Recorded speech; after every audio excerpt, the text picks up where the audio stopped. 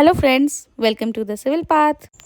जैसा कि मैंने बोला था कि मैं जेपीएससी प्रोजेक्ट मैनेजर के लिए मेंस लेक्चर सीरीज़ लेकर आऊँगी, तो उसके आज पेपर 4 का पहला लेक्चर मैं लेकर आई हूँ, जो कि टॉपिक है the industries development regulation act 1951, जिसको हम IDRA एक्ट 1951 भी बोलते हैं, जिसके हम definition, scope, aspects, major amendments और करंट रेलेवेंस को देखेंगे, जो कि हमारे मेंस के जेपीएससी प्रोजेक्ट मैनेजर के मेंस के नोट मेकिंग और आंसर राइटिंग के लिए हमारी स्थिति को मजबूत बनाएगा।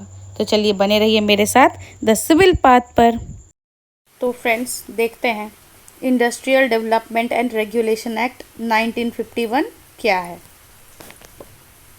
इसको शॉर्ट फॉर्म में IDRA 1951 भी बोलते हैं, ठीक है। तो क्या है ये? The industries development and regulation act 1951 is an important piece of legislation affecting the industrial sector of the country। मतलब ये बहुत ही महत्वपूर्ण एक नियम आया था 1951 में, जब हमारा देश नया नया आज़ाद हुआ था और इंडस्ट्रीज़ की सेटअप की शुरुआत हुई थी। और हम नए नए आज़ाद हुए थे तो सरकार में बहुत डर भी था कि कहीं फिर कोई कब्जावादी मानसिकता की कंपनी आ गई, जैसे कि द ईस्ट इंडिया कंपनी थी जिसने भारत पर कब्जा किया था, तो क्या होगा। तो सरकार ने सोचा कि सारी इंडस्ट्रीज़ को चलो हम अपने कंट्रोल में रखते हैं। तो कंट्रोल में रखने के लिए सरकार ने जो एक्ट बनाई थी उस समय, वो थी the industries development and regulation act 1951, जो कि हमारे कंट्री के इंडस्ट्रियल सेक्टर को अफेक्ट करते हुए एक बहुत ही इम्पोर्टेंट एक्ट है। तो इसका ऑब्जेक्टिव क्या है? The objective of this law is to provide to the central government means of implementing the industrial policy, regulation and development of important industries and planning and development of new undertakings। मतलब नई नई industries को रखने के और जो पहले से भी स्थापित है इंडस्ट्रीज़, उनको रेगुलेट करना है, कैसे चलाना है, क्या क्या नियम लाने हैं, इन सब को लेकर नियम और कानून बने हुए हैं इस लॉ में। मतलब ये प्रोवाइड क्या करता है केंद्र सरकार को, सेंट्रल गवर्नमेंट को, मीन्स ऑफ इम्प्लीमेंटिंग, तरीके इम्प्लीमेंट करने के, क्या इंडस्ट्रियल पॉलिसी के तरीके, रेगुलेट करने के नियम कानून, और कैसे डेवलप करेंगे हम एकदम इम्पॉर्टेंट इंडस्ट्रीज़ को, और planning and development of new undertakings, और जो नई नई अंडरटेकिंग्स आएंगी उनके भी प्लानिंग और डेवलपमेंट के लिए जो नियम हैं वो सब इन IRDA एक्ट 1951 में दिए गए हैं। The act is implemented through ministry of commerce and industry. देखो, जैसे कि हम मेंस के पेपर की तैयारी कर रहे हैं ना, तो बहुत ही डिटेल में सब कुछ हाईलाइट करके लिखना है। तो जब आप नोट मेकिंग करोगे या आंसर राइटिंग करोगे तो ये बहुत ही ज़रूरी है कि जो ये देखो इस एक्ट की इम्प्लीमेंटिंग मिनिस्ट्री है, ministry of commerce and industry, इसको आप मोटे अक्षरों में हाईलाइट करके लिखोगे, ठीक है। तो क्या है इस IRDA को लाने वाली या इम्प्लीमेंट करने वाली मिनिस्ट्री क्या है? Ministry of commerce and industry. और ये जो एक्ट था ये कब से लागू हुआ था? भले ही इसका नाम 1951 है, बट सब कुछ प्रोसेस होते हुए इस एक्ट को पूरी तरह से देश में लागू होते हुए जो समय हुआ जहाँ से ये लागू हुआ वो था 8 मई 1952। 8 मई 1952 को यह एक्ट हमारे देश में लागू हो गया। इस एक्ट में क्या क्या है देखिए। It is having 5 chapters, 32 sections and 3 schedules. मतलब इस एक्ट में 5 चैप्टर हैं, 32 सेक्शंस हैं और 3 शेड्यूल्स हैं। और नीचे एक लाइन क्या लिखी है कि new industrial policy 1991 which came into existence on 24 July 1991 is being implemented through this act. देखो 1991 में क्या हुआ था, हमारी जो इकोनॉमी थी ना वो लिबरलाइज हुई थी, मतलब कि खुली अर्थव्यवस्था बन गई थी हमारी, मनमोहन सिंह द्वारा 1991 में लाए गए रिफॉर्म के बाद। इसके पहले हमारी इकोनॉमी क्लोज्ड थी, जिसकी वजह से 1947 से 1991 तक जो हमारी ग्रोथ रेट थी वो बहुत ही स्लो थी। और देश को डेवलप करने के लिए खुलना बहुत ज़रूरी था। इकोनॉमिक रिफॉर्म्स आए थे, आर्थिक सुधार आए थे। तो उसके बाद जो भी नई इंडस्ट्रियल पॉलिसी 1991 में जो आई, उसके मतलब कि 24 जुलाई 1991 में जो नई इंडस्ट्रियल पॉलिसी आई सरकार की, जो ओपन इकोनॉमी वाली, वो भी इसी एक्ट के थ्रू इम्प्लीमेंट की जा रही है, ठीक है। अब हम अगला स्लाइड देखें। हाँ, पहले हम ना ये हायरार्की देखते हैं, मतलब एक सिस्टम ऑफ इम्प्लीमेंटेशन है कि इस एक्ट को इम्प्लीमेंट कैसे किया गया और कहाँ कहाँ से। तो नीचे से ऊपर, जैसे कि एरो तो आप हायर से लोअर की ओर देख रहे हो, लेकिन हम स्टडी कहाँ से करेंगे, लोअर से हायर की ओर। तो सबसे जो बेसिक्स लो लेवल पे जो हायरार्की में इस सीरीज़ में, इस सीढ़ी में जो सबसे नीचे लेवल पर है वो EAU। ये क्या है, एंटरप्रेन्योर्स असिस्टेंस यूनिट। मतलब सबसे छोटा लेवल जो है वो एंटरप्रेन्योर्स असिस्टेंस यूनिट है। एंटरप्रेन्योर्स क्या होते हैं, जो खुद ना एक अपना बिजनेस शुरू करते हैं, खुद का शुरू किया हुआ बिजनेस, उसको बोलते हैं एंटरप्रेन्योर। तो ये जो सबसे छोटी इकाई है वो क्या है, एंटरप्रेन्योर्स असिस्टेंस यूनिट। उससे ऊपर क्या है फिर, सेक्रेटेरिएट ऑफ इंडस्ट्रियल असिस्टेंस। जब यहाँ से एक प्लान बना आगे गया, वो गया SIA की ओर, वो क्या है, सेक्रेटेरिएट ऑफ इंडस्ट्रियल असिस्टेंस। फिर इससे ऊपर के लेवल पे क्या है, DIPP का नाम आप बहुत बार सुनते होंगे। सॉरी, मेरे बैकग्राउंड में बारिश हो रही है और मैं इसको कंट्रोल नहीं कर सकती बादल की आवाज़ को, please ignore the background noise, okay. चलिए देखते हैं फिर क्या है। EAU से ऊपर गया SIA, और SIA से ऊपर आया DIPP क्या है, department of industrial policy and promotion. Department of industrial policy and promotion अब देखेगी। उसके ऊपर क्या हुआ, ministry of commerce and industry. देखो यही है ना इम्प्लीमेंटिंग मिनिस्ट्री IRDA की। तो DIPP के ऊपर गए हम ministry of commerce and industry, और सबसे ऊपर आ गया IDRA एडमिनिस्ट्रेशन। IDRA एडमिनिस्ट्रेशन हमारा सबसे ऊपर है जो बनकर तैयार हुआ। तो ये हायरार्की को ना एक सेकेंड, हाँ, इस हायरार्की को आप अपनी कॉपी में नोट कर लो और ज़रूर ज़रूर अपनी आंसर में डालना। ये देखने में भी सुंदर लगेगा और बहुत ही इफ़ेक्टिव होगा आंसर राइटिंग में। अब हम पहले आगे बढ़ने से पहले ये तो जान लें कि इंडस्ट्री क्या है, जिसके बारे में एक्ट है ना, इंडस्ट्रियल IRDA। तो इंडस्ट्री क्या है, industry is a group of various industrial undertaking which pertains belongs to the same business public activities. वो क्या है कि किसी भी एक प्रकार की चीज़ें बन रही हैं, मतलब अलग अलग कंपनी है बट एक ही तरह की चीज़ बना रही है। फॉर एग्ज़ाम्पल वो एक पेन मैन्युफैक्चरिंग कंपनी है, पायलट भी पेन बना रही है, XO भी पेन बना रही है, रोलर बॉल पेन्स बन रहे हैं, अलग अलग कंपनियों के द्वारा पेन बन रहे हैं, लेकिन बन क्या रहा है सबके द्वारा, पेन। तो वो इंडस्ट्री क्या हुई, पेन की, कलम उद्योग, ठीक है। इंडस्ट्री माने उद्योग। तो हम जान रहे हैं कि it is a group of various industrial undertakings which pertains belongs to the same business public activities. मतलब अलग अलग अंडरटेकिंग रहेंगी, अलग अलग कंपनीज रहेंगी, लेकिन वो क्या करेंगी, किस चीज़ से बिलोंग करेंगी, सेम एक ही चीज़ से, मतलब सब मिलके एक ही चीज़ मैन्युफैक्चर करेंगी। तो उस पर्टिकुलर मैन्युफैक्चरिंग ग्रुप को क्या बोलेंगे, दैट इंडस्ट्री। फिर क्या है, the term industry is a classification for a group of companies that have similar business activities. In modern economies, there are dozens of industry classifications. Industries typically are grouped into larger categories called sectors. देखो इसका modern definition क्या कहता है कि ये जो industry term है ना, ये क्या है, it is a classification for a group of companies. ये बहुत सारी ग्रुप ऑफ कंपनीज से मिलकर बना है ये इंडस्ट्री, और वैसी कंपनीज जो that have similar business activities, जिनका एक समान बिजनेस एक्टिविटीज़ है, एक जैसी चीज़ें प्रोड्यूस करने वाली बहुत सी कंपनी से मिलकर बनती है इंडस्ट्री।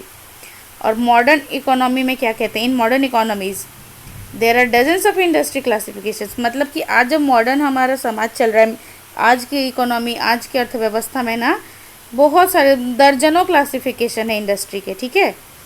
तो industries typically are grouped into larger categories called sectors.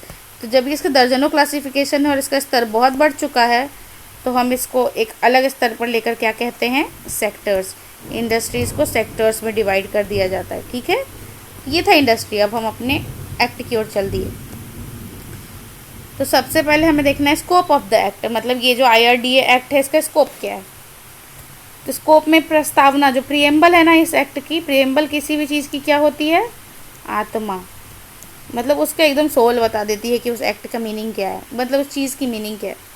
तो प्रिएम्बल क्या कहता है इस एक्ट का, इस एक्ट का प्रिएम्बल, इस एक्ट की प्रस्तावना कहती है कि it is an act to provide for the development and regulation of certain industries. तो इस एक्ट का प्रियम्बल ये कहता है कि एक ऐसा एक्ट है जो कि to provide for the development and regulation of certain industries, तो एक प्रकार की इंडस्ट्रीज़ के डेवलपमेंट, विकास और रेगुलेशन, उसको चलाने के तौर तरीकों के नियम कायदे प्रोवाइड करता है क्या, IRDA एक्ट। ठीक है, these industries are specified in the first schedule of the act. हाँ, ये ना याद रखना बहुत ज़रूरी है, ये लाइन बहुत इंपॉर्टेंट है, इसको स्टार मार्क करके लिख लो कि इस एक्ट के जो फर्स्ट शेड्यूल में इंडस्ट्रीज मेंशन्ड है, इस एक्ट के फर्स्ट शेड्यूल में जो इंडस्ट्रीज मेंशन्ड है, बस उन्हीं के ऊपर इनके रूल्स और रेगुलेशंस लगेंगे। Therefore these industries are that are mentioned in the first schedule are known as scheduled industries. First schedule में जितनी इंडस्ट्रीज मेंशन्ड हैं उनको हम कहेंगे शेड्यूल्ड इंडस्ट्रीज। तो फिर कुछ शेड्यूल इंडस्ट्रीज जो हैं जो किस क्षेत्र से रिलेटेड है वो हम नीचे देख लेते हैं। देखो, electronic equipment, telecommunication, fertiliser, automobile, fuel, ये ना मेन चीज़ें हैं जिनसे जुड़ी हुई इंडस्ट्रीज़ की जो लिस्ट है वो दी गई है फर्स्ट शेड्यूल में, यानी कि scheduled industries in particular sectors से आती हैं, सेक्टर है ना। चलो आगे देखते हैं एस्पेक्ट्स ऑफ द एक्ट।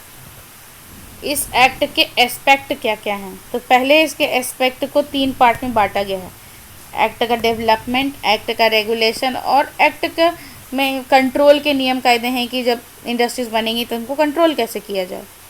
तो ये जो डेवलपमेंट वाला पार्ट है ये क्या कहता है, इस डेवलपमेंट पार्ट की मतलब डेवलपमेंट मतलब इस एक्ट को हम डेवलप कैसे करें, इंडस्ट्रीज़ को हम डेवलप कैसे करेंगे। इंडस्ट्रीज़ को डेवलप करने के लिए यहाँ पे 2 चीज़ें हैं, एक होंगी सेंट्रल एडवाइजरी काउंसिल और एक होंगी डेवलपमेंटल काउंसिल। एक सेंट्रल एडवाइजरी काउंसिल और एक डेवलपमेंटल काउंसिल। तो सेंट्रल एडवाइजरी काउंसिल है जो एडवाइस देगी डेवलपमेंट के रिगार्डिंग, और डेवलपमेंटल काउंसिल होगी नियम और कायदे देंगी, रूल्स एंड रेगुलेशंस देंगी डेवलपमेंट के लिए। फिर हम आगे इस एक्ट के दूसरे एस्पेक्ट रेगुलेशन की ओर। रेगुलेशन मतलब कि इसको चलाने के तौर तरीके। तो इस एक्ट के अंदर मतलब जिन कंपनी को रखा जाएगा उनका रजिस्ट्रेशन होना ज़रूरी है और उनकी लाइसेंसिंग होनी ज़रूरी है। हमारे देश में चला था ना लाइसेंस राज, ये उसी की बात कर रहा है। तो जो कंपनीज इस एक्ट के अंदर रेगुलेशन के इस एक्ट के अंदर रजिस्टर होंगी उनके रेगुलेशन के लिए पहले रजिस्ट्रेशन होना ज़रूरी है, फिर उनकी लाइसेंसिंग होनी ज़रूरी है। और तीसरा एस्पेक्ट आ गया कंट्रोल। तो कंट्रोल में 3 चीज़ें हैं। ये 3 चीज़ें क्या हैं, एक मिनट, हाँ, इन्वेस्टिगेशन इन वर्किंग, मतलब कंट्रोल भी तो करना है ना कि जो इंडस्ट्रीज स्थापित हो गई उनके ऊपर नियम और कड़ी निगाहें भी रखनी है कि उससे कोई मिस्टेक ना हो जाए, कोई गलत चीज़ ना हो जाए। तो कंट्रोल करने के लिए उन पर इन्वेस्टिगेशन भी किया जा सकता है। उसकी take over of management and control, अगर बात हाथ से निकल गई तो सरकार खुद उसको टेक ओवर कर लेगी। और तीसरा regulation of production, supply, price and distribution, और जो वो चीज़ें प्रोड्यूस करेगी वो कंपनी उनके प्रोडक्शन, सप्लाई, दाम यानी प्राइस, और उनको डिस्ट्रीब्यूट करना, बेचने के लिए जो आगे बढ़ाई जाएंगी, उन सब को लेकर यहाँ नियम रहेगा। अगर किसी चीज़ को नियम के दायरे में ना बांधा जाए तो वो चीज़ आउट ऑफ कंट्रोल होकर प्रॉब्लम क्रिएट कर सकती है। अब अगला क्या है, EIU क्या होता है ना, एग्जिस्टिंग इंडस्ट्रियल अंडरटेकिंग। यहाँ एग्जिस्टिंग इंडस्ट्रियल अंडरटेकिंग क्या है भाई, तो क्या है, belonging to industries as specified in schedule 1। Schedule 1 में जो इंडस्ट्रीज मेंशन्ड है, स्पेसिफाइड है, originally enacted industries added by amendments to the schedule, और या फिर जो मेंशन्ड है और कुछ जो बाद में अमेंडमेंट के द्वारा इस शेड्यूल में ऐड की गई, वो सब आएंगी एग्जिस्टिंग इंडस्ट्रियल अंडरटेकिंग में, मौजूदा, है ना। और यहाँ पे देखो 2 टाइप्स होंगी इन EIU की। पहली क्या है, कुछ जो होंगी जो जब एक्ट 1951 आया था, IRDA एक्ट 1951, उस वक्त पहले से मौजूद होंगी वो इंडस्ट्रीज़, वो आ गई EIU एग्जिस्टिंग में। और कुछ क्या होंगी, on the date of coming into force of any amendment to the act, मतलब जब इसी IRDA एक्ट में कुछ सुधार बदलाव करके नई इंडस्ट्री जोड़ी जाएंगी तो वो जो आएंगी वो भी एग्जिस्टिंग EIU में एग्जिस्टिंग इंडस्ट्रियल अंडरटेकिंग के अंदर आएंगी। इसके क्या नियम हैं यहाँ पे देखो। Registration is required for existing industries. तो यहाँ जो दो तरीके की थी, जो पहले से ही मौजूद है एग्जिस्टिंग, मतलब 1951 से हैं, उनको बस रजिस्ट्रेशन करवाना होगा IRDA के लिए। और जो इंडस्ट्रीज बाद में अमेंडमेंट के द्वारा आई हैं उनको क्या होगा, लाइसेंस लेना पड़ेगा। Licensing is required for new industries. नई इंडस्ट्रीज जो आएंगी उनको लाइसेंस लेना पड़ेगा। तो अब हम देखते हैं regulation of scheduled industries industrial licence. तो जो शेड्यूल्ड इंडस्ट्रीज हैं या जिनको लाइसेंस मिला है वो इंडस्ट्रीज़ को रेगुलेट कैसे करती है सरकार। फिर वही बात पहली लाइन में लिखी है कि regulation of industries is sought to be achieved by means of registration of existing industrial undertaking and licensing for producing और मैन्युफैक्चरिंग न्यू आर्टिकल्स। मतलब वही कि जो नई जो एग्जिस्टिंग जो पहले से एग्जिस्टेड इंडस्ट्रियल अंडरटेकिंग है उनको बस रजिस्ट्रेशन करवाना है, और जो न्यू आर्टिकल मतलब नई जो कंपनीज आएंगी जो नई चीज़ें मैन्युफैक्चर करेंगी उनको लाइसेंस लेना है। फिर क्या कह रहा है कि पोस्ट 1991 मतलब जब लिबरलाइजेशन हुई, हमारी इकोनॉमी खुल गई, ओपन हो गई हमारी अर्थव्यवस्था, पोस्ट 1991 मतलब 1991 के बाद liberalisation of the economy led to opening up of various sectors progressively. मतलब जब हमारा इकोनॉमी 1991 में लिबरलाइज हो गया तो बहुत सारे सेक्टर्स को और खुलने का मौका मिल गया प्रोग्रेसिवली, मतलब पॉजिटिवली आगे बढ़े। Then the government issued a series of notifications from time to time, progressively abolishing the applicability of the licensing regime. तो मैंने बोला ना कि जब 1947 से 1991 तक बहुत ही कड़ा नियम था, बहुत ही क्लोज्ड, एकदम क्लोज्ड इंडस्ट्रीज थी, बहुत सब कुछ के लिए लाइसेंस लेना पड़ता था, दुकान, छोटी सी दुकान खोलने के लिए भी। तो जब इकोनॉमी ओपन हुए तो बहुत सारे सेक्टर्स को भी खुलने का मौका मिला। तो उसके लिए फिर सरकार ने अपनी जो लाइसेंसिंग रिजीम, लाइसेंस के जो रूल्स थे, लाइसेंस रिजीम का मतलब हुआ, उसको धीरे धीरे अबॉलिश करने लगी, ख़त्म करने लगी, सब कुछ खुलने लगा, नियम कायदे थोड़े थोड़े ढीले होने लगे। तो at present most of the industries are exempted from having a licence.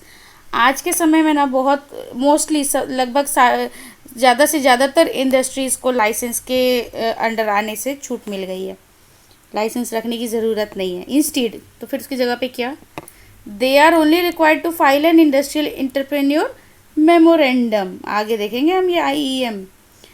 तो जब इन बहुत सारी इंडस्ट्रीज़ को लाइसेंस रखने से छूट मिल गई है तो उसकी जगह पे उन्हें एक छोटा सा काम करना है। क्या करना है, they are only required to file an industrial entrepreneur memorandum. उनको बस IEM को फाइल करना है। आगे हम देखेंगे IEM क्या है। There are a few sectors which ought to have a licence before commencing operations और before starting industrial licences are regulated under the industries development and regulation act 1951 made by the central government. इतना बड़ा सा line है, मैं बताती हूँ। देखो अभी भी कुछ सेक्टर हैं जिनको अभी भी ought to have a licence, उनको लाइसेंस की ज़रूरत है अपना ऑपरेशंस में, अपने इंडस्ट्रियल कार्यों को करने से पहले। और वही ये नियम क्या है, IRDA एक्ट 1951 के अंदर आता है, जिसे केंद्र सरकार ने बनाया है। तो जिसके लिए ज़रूरत है, किन किन के लिए ज़रूरत है, देखो at present industrial licence is required only for the following. इन लोगों के लिए ज़रूरी है आज भी लाइसेंस। क्या है, industries retained under compulsory licensing.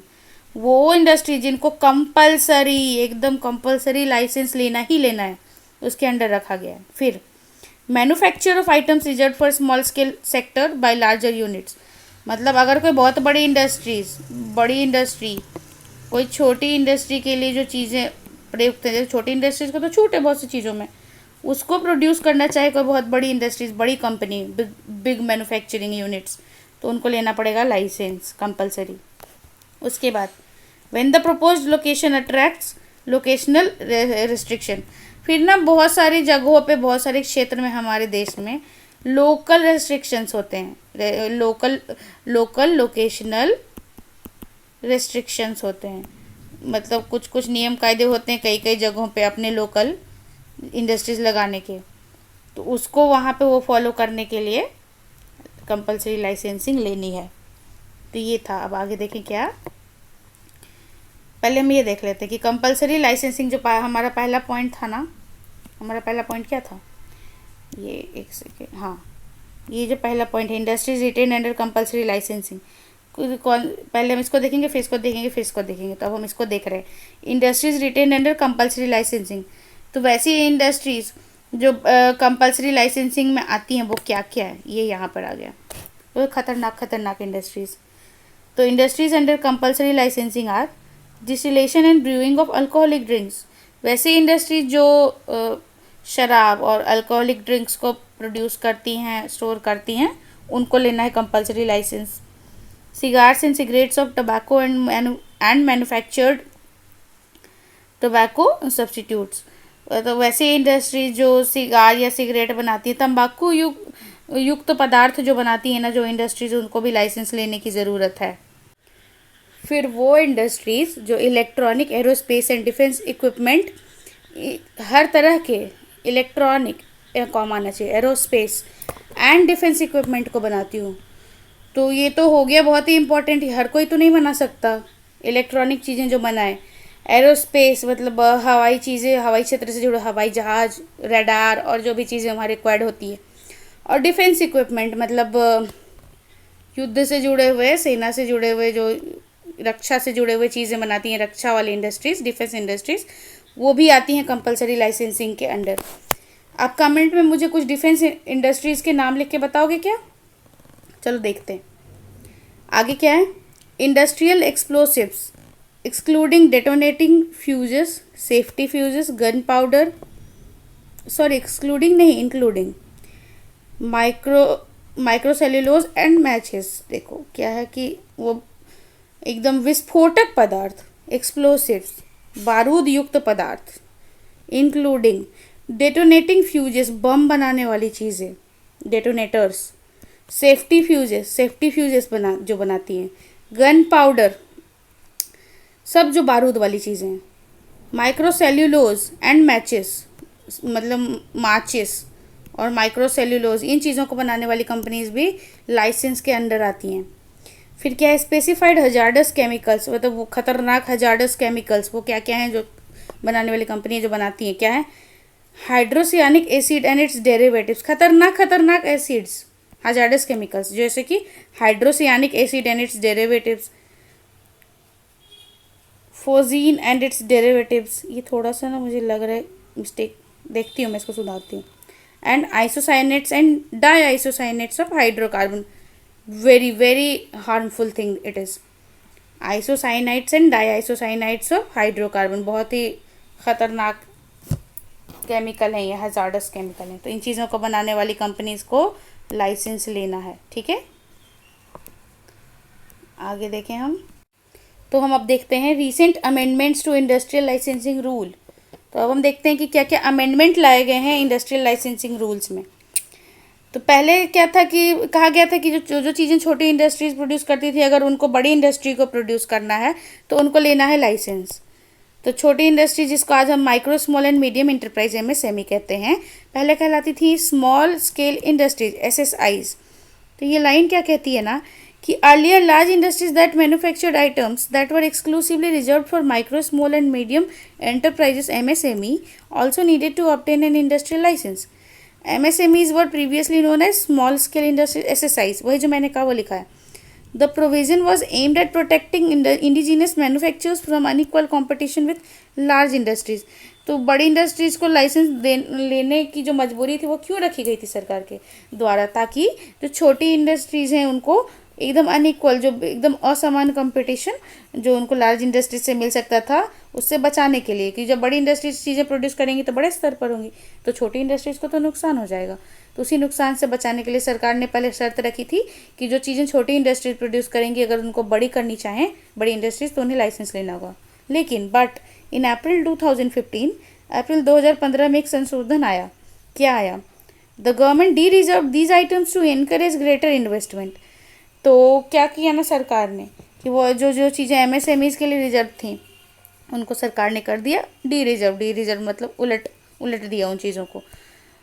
क्यों? ताकि इन्वेस्टमेंट बढ़े, ग्रेटर इन्वेस्टमेंट बढ़े, प्रोडक्शन बढ़े, पैसे बढ़ेंगे उसके बाद। Incorporate better technologies and enhance competition in the Indian and global market.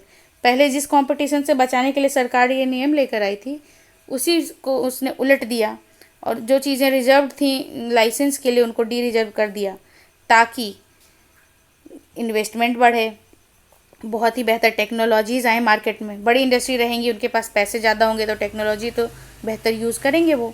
And enhance competition in the industry Indian and global market, और तब भारतीय और वैश्विक बाजार में कंपटीशन बढ़ेगा। कंपटीशन बढ़ने से चीज़ों की गुणवत्ता, क्वालिटी में सुधार आता है।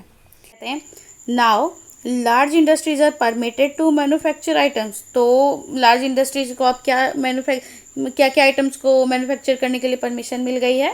कुछ को एग्जांपल है इधर, सच एज ब्रेड, छोटी छोटी चीज़ें, वुड, मस्टर्ड ऑयल, ब्रेड जो हम खाने में यूज़ करते हैं, वुड लकड़ियाँ वाली चीज़ें, मस्टर्ड ऑयल सरसों का तेल, ग्राउंड नट ऑयल मूंगफली का तेल, स्टील की chairs and tables. I think यह कॉमन होना चाहिए, स्टील अलग, चेयर एंड टेबल अलग हो गया। स्टेनलेस स्टील की चीज़ें एंड एल्यूमिनियम स्टेंसिल्स, एल्यूमिनियम के बर्तन। With, no it is not with, it is without. Sorry, यहाँ पे ना मिस्टेक है, यहाँ पे करेक्ट कर लेना आप, यहाँ पे हो जाएगा without. Without obtaining an industrial licence, मतलब बिना लाइसेंस लिए आप ये चीज़ें बड़ी इंडस्ट्रीज अब मैन्युफैक्चर कर सकती हैं। यहाँ याद से विथ को विदाउट कर देना, ठीक है। आगे अब अगला पॉइंट क्या था, लोकेशनल एंड जो भी ये लोकेशनल रिस्ट्रिक्शंस थे या लोकेशनल पॉलिसी क्या कहती है ये। Setting up an industry within 25 kilometres of a city which has a population of 10 lakhs requires an industrial licence. तो लोकेशनल रेस्ट्रिक्शंस जो आती हैं, जो लोकल जगह पे लगती हैं, वो क्या कहती हैं, जैसे कि किसी भी शहर के 25 किलोमीटर की बाउंड्री के अंदर, और वैसा शहर जिसका पॉपुलेशन 10 लाख हो, वहाँ पे अगर आपको लाइसेंस सेटअप करना है, इंडस्ट्री सेटअप करना है, तो आपको लाइसेंस लेना होगा। लेकिन पहले देखो क्या कहता है ये लाइन, कि वैसे शहर जो 10 लाख की आबादी वाले वैसे शहर जिनकी 25 किलोमीटर की बाउंड्री के अंदर अगर आपको लाइसेंस, 25 किलोमीटर की बाउंड्री के अंदर अगर आपको इंडस्ट्री सेटअप करनी है तो आपको लाइसेंस की ज़रूरत पड़ेगी। लेकिन unless if the unit is located in an area specifically designated as an industrial area. लेकिन आपको कुछ छूट मिल सकती है लाइसेंस से तब जब उस शहर में कोई ऐसा एरिया हो जो कि स्पेसिफिकली डेजिग्नेटेड हो, मतलब उनको एकदम खास इंडस्ट्रियल एरिया के तौर पे पहचान मिली हुई हो। उस शहर में ऐसा इलाका हो जो कि इंडस्ट्रियल एरिया के तौर पे पहचाना जाता हो, तो वहाँ इंडस्ट्री सेटअप करने के लिए आपको लाइसेंस की ज़रूरत नहीं पड़ेगी। और in the case of industries in the electronic sector, computer software, printing or any other industry which is notified as a non-polluting industry by the government, या फिर वैसी इंडस्ट्रीज आप सेटअप करने जा रहे हो जो कि इलेक्ट्रॉनिक सेक्टर की इंडस्ट्री हो, कंप्यूटर सॉफ्टवेयर बनाती हो या जो भी उससे रिलेटेड काम करती हो, प्रिंटिंग का काम करती हो, और एनी अदर इंडस्ट्रीज, और वैसी इंडस्ट्री जिसको सरकार ने नॉन पॉल्यूटिंग इंडस्ट्रीज का दर्जा दे रखा है, वैसे इंडस्ट्रीज को सेटअप करने के लिए आपको लाइसेंस की ज़रूरत नहीं हो, जो प्रदूषण ना फैलाते हो। अभी 25 किलोमीटर के दायरे का एग्जांपल अगर हम दिल्ली सिटी को लेकर सोचें तो दिल्ली में ना पॉपुलेशन बहुत ही हाई है, तो वहाँ पे एकदम नियम होंगे कि अगर आपको इंडस्ट्री सेटअप करनी है शहर के 25 किलोमीटर बाउंड्री के अंदर, तो और अगर आपकी इंडस्ट्रीज़ वैसी है जिससे highly harmful chemicals, hazardous waste या फिर एयर पॉल्यूटिंग थिंग्स निकलते हो, तो या नॉइज़ पोल्यूशन होता हो, तो उनके लिए सरकार ने ज़रूर कुछ नियम और कायदे बनाए जिनका पालन करने के बाद, लाइसेंस लेने के बाद ही आप वहाँ इंडस्ट्री सेटअप कर पाओगे। ठीक है, आगे देखें हम, जो IEM का जिक्र था पीछे, आप देख लेना लेक्चर में, वो क्या है, इंडस्ट्रियल एंटरप्रेन्योर मेमोरेंडम। IEM क्या है,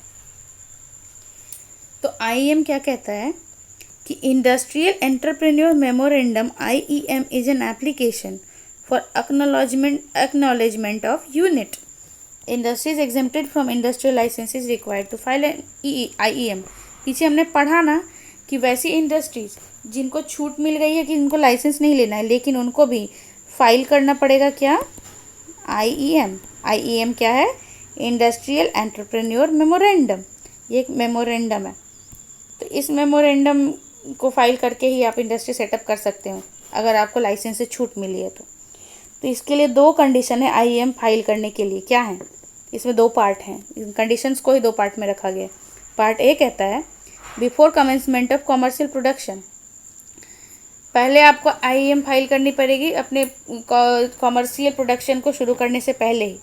कॉमर्शियल प्रोडक्शन मतलब जब आप प्रोड्यूस करके बेचने की ओर चल दिए, उससे पहले ही आपको आईईएम फाइल करनी पड़ेगी। और पार्ट बी कहता है एक और आईईएम फाइल करनी पड़ेगी after commencement of commercial production, मतलब प्रोड्यूस करने से पहले भी एक फाइल करनी होगी और प्रोड्यूस करने के बाद भी। और अगला कंडीशन क्या है? If you are from manufacturing sector and having an investment of ₹10 crore or more, या फिर आप मैन्युफैक्चरिंग सेक्टर से हों और आपने इन्वेस्टमेंट कर रखी हो 10 करोड़ या उससे ज़्यादा की, तब आपको करना पड़ेगा file IEM, industrial entrepreneur memorandum. और फिर and if you are from service sector, या फिर आप सर्विस सेक्टर से हो and having an investment of ₹5 crore or more, और 5 करोड़ या उससे ज़्यादा की इन्वेस्टमेंट आपने कर रखी है, तो भी are required to file an IEM, तो भी आपको करनी पड़ेगी फाइल इंडस्ट्रियल एंटरप्रेन्योर मेमोरेंडम। ठीक है, क्लियर? अब हम एकदम पीछे लास्ट की ओर चल दिए, तो जल्दी से एक नज़र में हम देख लेते हैं कि इसमें मेजर अमेंडमेंट्स क्या हुए थे ये इस एक्ट में। तो इसमें पहला अमेंडमेंट एक आ गया था 1956 में। उस अमेंडमेंट में क्या नियम आया कि expanded scope post industrial policy, तो इंडस्ट्रियल पॉलिसी के बाहर भी कुछ स्कोप लाए गए, बढ़ाया गया स्कोप को इंडस्ट्रियल पॉलिसी के बाहर। ठीक है, आगे आगे हम सारी इंडस्ट्रियल पॉलिसीज़ भी पढ़ेंगे, जो चैप्टर चलता जाएगा, लेक्चर्स चलते जाएंगे, आपको क्लियर होता जाएगा। आगे 1984 में जो अमेंडमेंट आया वो क्या कहता है? Empowered government to bypass investigation in urgent cases.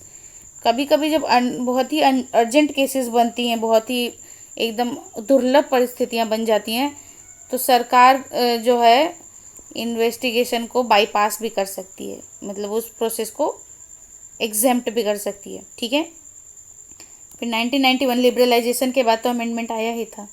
क्या आया था? Abolishing industrial licensing except 6 sectors. हमने देखा ना कि कुछ सेक्टर्स को छोड़कर लगभग सभी बड़े वाले इंडस्ट्रीज को परमिशन मिल गई लाइसेंस को छोड़ देने की, अबॉलिश्ड। और 6 सेक्टर्स को एक्सेप्ट 6 सेक्टर्स जो हमने पीछे देखा। और 2015 में एक अमेंडमेंट क्या आया? Alcohol excluded now state subject. जब 2015 में अल्कोहल जो स्टेट सब्जेक्ट के अंदर आ गया, तो फिर उसको एक्सक्लूड कर दिया गया 1951 वाले एक्ट से। ठीक है, उसके बाद करंट रिलेवेंसी हमारा आखिरी स्लाइड है। हम देखते हैं कि इस एक्ट का अभी वर्तमान में क्या रिलेवेंस है ना। वर्तमान यानी कि, सॉरी फॉर द हैंडराइटिंग, वर्तमान में यानी कि 2025 चल रहा है अभी।